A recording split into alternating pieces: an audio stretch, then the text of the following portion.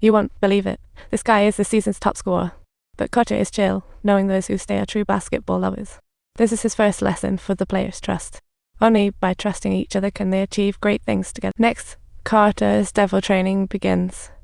It's the dreaded suicide sprints, chilling everyone. Carter had already scouted their games. This bunch of self-proclaimed stars has pitiful fitness levels. There's a saying, no rules, no game. Carter emphasized to the guys on the sprints, if anyone messes up, they'll face the harshest punishment.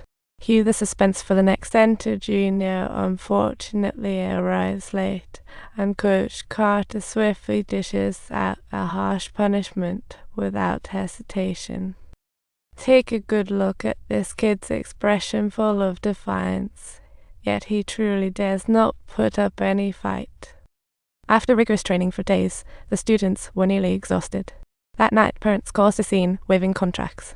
School Rules 2.0 out to play, yet you demand 2.3 unreasonable devil. Carter hits back with historical exam data, stating, if you want a shot at Ivy League schools, you need at least 1050. Hitting 2.3 needs 950 points, merely C, not perfect. Being a student matters most.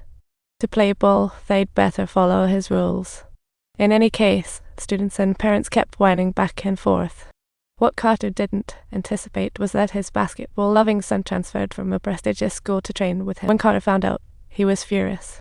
As a dad, who could tolerate their kid switching from a prestigious school to a bottom-tier one? His son's excuse? Better a big fish in a small pond. Carter agreed. Time to double contract terms. The next day, Carter drove his second-hand car from a marketplace to school with his son. But guess what? His son was 2 minutes late for being directionally challenged. Seeing this, Carter introduced his son, then doubled the punishment per his own rules. Rules are not meant to be broken, and after a month of training, they finally faced their first game, yet they've never practiced offensive skills. Carter remained calm, demanding they run in the game. As soon as they hit the court, they were completely dominated, trailing by 8 points at halftime. In the second half, their stamina advantage shone through. The opponents were panting for air while they were still full of energy. They were all over the place, and shockingly, this once classy team clinched their first win of the season. Everyone was ecstatic. Cruz, ousted before, came to throw shade. Such a drama queen. Though he kept talking, inside he was turmoil. Kicked off the team, he partnered with his cousin in business. Though he sometimes made money, this life was what he wanted.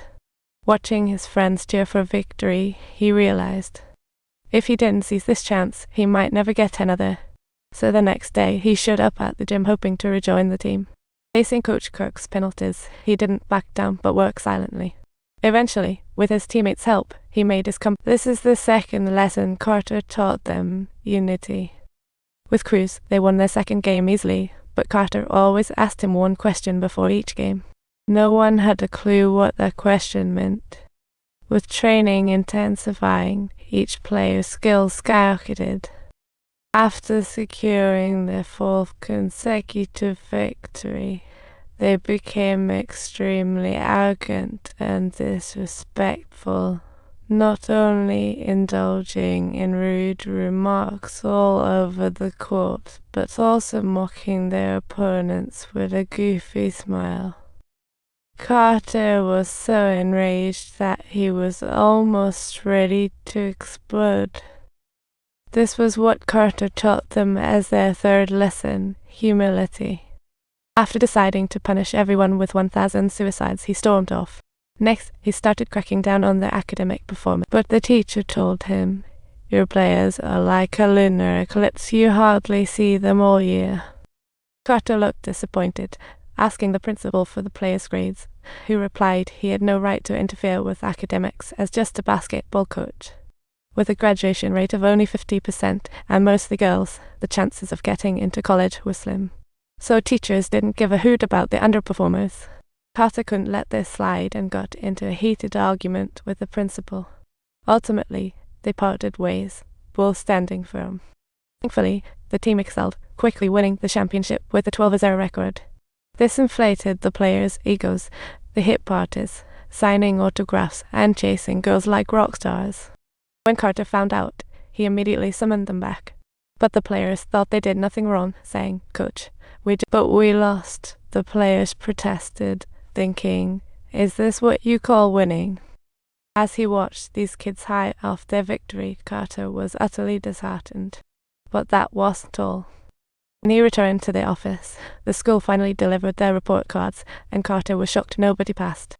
At that moment, he realized just how much he had failed as an educator. The next day, the players returned from their prison and found the gym door locked tight, with a big sign saying, "Training cancelled, meet at the library." The players looked at each other, not a clue where the library even was. After finally locating the library, Carter held up their contracts in one hand and grey reports in the other, solemnly declaring, "We have failed. Since no one met the learning standards in the contracts, I will permanently close this gym until you all meet the standards." The players were quite puzzled by this, and just then the persistent crews once again jumped in, attempting to refute their points. Even the principal showed up to pressure Carter, but he stood firm, even posting a cancellation notice on all games. This caused a stir, drawing countless reporters. Faced with questions, Carter kept silent with an icy demeanor. Remember to like and subscribe so you can get more amazing content.